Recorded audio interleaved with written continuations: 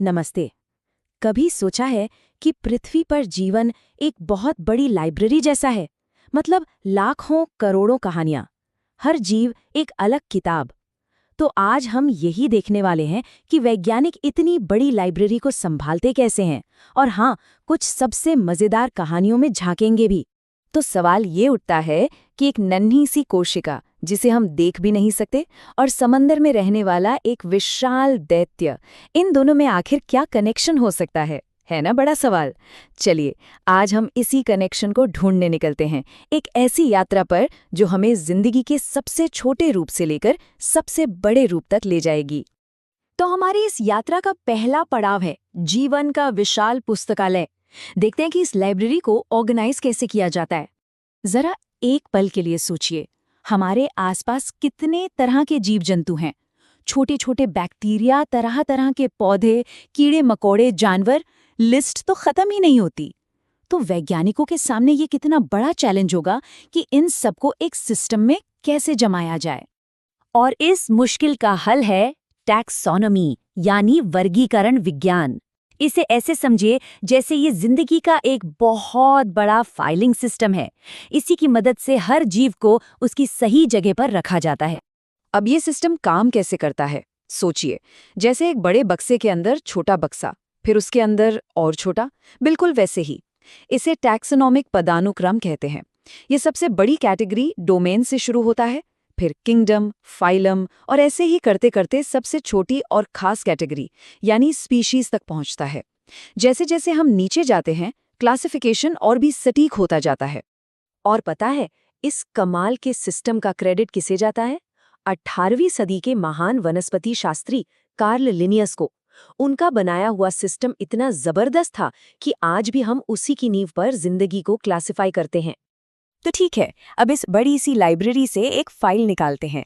चलिए, जिंदगी के सबसे छोटे और सबसे सरल रूपों में से एक को जरा पास से देखते हैं। और इस फाइल में है अमीबा। मिलियन से ये सिर्फ एक कोशिका का जीव है, सिर्फ एक सेल। लेकिन ये छोटा सा जीव हमें दिखाता है कि माइक्रोस्कोपिक लेवल पर भी जिंदगी कितनी कॉम्प्लेक्स हो सकती है। सच में ये कमाल का है। सोचिए, इस एक सेल के पास न तो मुंह है न पेट, फिर भी ये शिकार करता है। ये अपने शरीर को फैलाकर, जिसे नकली पैर या स्यूडोपोडिया कहते हैं, अपने खाने को पकड़ लेता है, निगल लेता है और फिर उसे पचाकर एनर्जी में बदल देता है। मतलब नेचर की माइक्रो इंजीनियरिंग का क्या कमाल का नमूना है। चलिए, अब एक बहुत बड़े जंप के लिए तैयार हो जाइए। हम माइक्रोस्कोपिक दुनिया से निकलकर अब समंदर की गहराइयों में जा रहे हैं, जहां कुछ विशाल रहता है। हमने देखा कि एक अमीबा एक ही सेल में जिंदगी की सारी प्रक्रियाएं कर लेता है, लेकिन अब कहानी के दूसरे छोर पर चलते हैं। उस जीव को देखते हैं जिसके पास रीढ़ की हड्डी नहीं है, लेकिन वो दुनिया का सबसे बड़ा जीव है।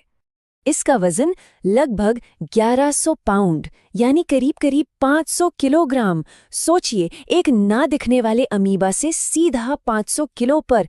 ये तो वाकई एक जबरदस्त छलांग है। ये कोलोसल स्क्विड हमें बताता है कि जिंदगी कितनी भी मुश्किल कंडीशंस में क्यों ना हो, वो अपना रास्ता ढूंढ ही लेती है। ये अंटार्कटिका के बर्फीले गहरे समंदर में रहता है, जहां पहुंचना भी मुश्किल है। और इसकी आंखें, अरे बाप रे, किसी भी जानवर से बड़ी, लगभग एक डिनर प्लेट जितनी बड़ी, ताकि ये घने अंधेरे में भी अपना शिकार ढूंढ सके। तो अब तक हमने छोटा और बड़ा देखा। अब बात करते हैं एवोल्यूशन की कुछ अजीबोगरीब बातों की। देखिए, विकास हमेशा एक सीधे रास्ते पर नहीं चलता।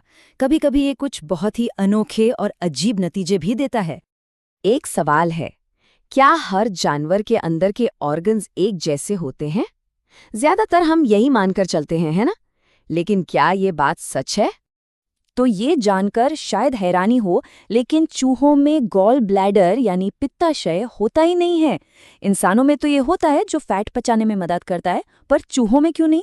क्योंकि उनकी डाइट में ज्यादातर कम फैट वाले पौधे होते हैं, तो उन्हें हमारी तरफ फैट को तोड़ने के लिए पित्त को स्टोर करने की जरूरत ही नहीं पड़ती।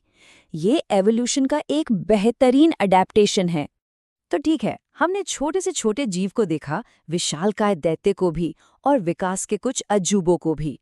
अब वक्त है उस एक चीज को ढूंढने का जो इन सब को आपस में जोड़ती है। इसके लिए हमें सेल्यूलर लेवल से भी और ज्यादा गहराई में जाना होगा।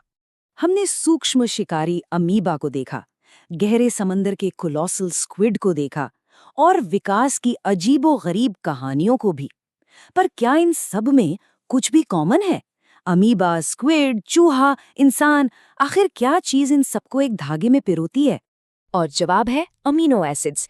ये जिंदगी के वो बेसिक बिल्डिंग ब्लॉक्स हैं जो जुड़कर प्रोटीन बनाते हैं। सोचिए, एक अमीबा से लेकर एक विशाल स्क्विड तक धरती पर हर जिंदा चीज इन्हीं बुनियादी ब्लॉक से बनी है। यही वो कॉमन कोड है जो बताता है कि हम सब की शुरुआत कहीं ना कहीं एक ही जगह से हुई है। तो सबसे बड़ी बात क्या है? यही कि जिंदगी के रूप भले ही अलग अलग हों, लाखों करोड़ों तरह के हों, लेकिन नींव, सबका फाउंडेशन एक ही है, एक ही साझा ब्लूप्रिंट। और बस इसी सोच के साथ आज का ये सफर खत्म करते हैं। सोचिए, हम जितना जानते हैं उससे कहीं ज्यादा तो हम जानते ही नहीं। अभी भी लाखों प्रजातियां हैं जिनकी खोज होनी बाकी है। तो जिंदगी की इस विशाल लाइब्रेरी के उन कोनों में जहां अभी तक कोई नहीं पहुंचा, वहां कौन से नए नियम और कौन से नए अजूबे हमारा इंतजार कर रहे होंगे?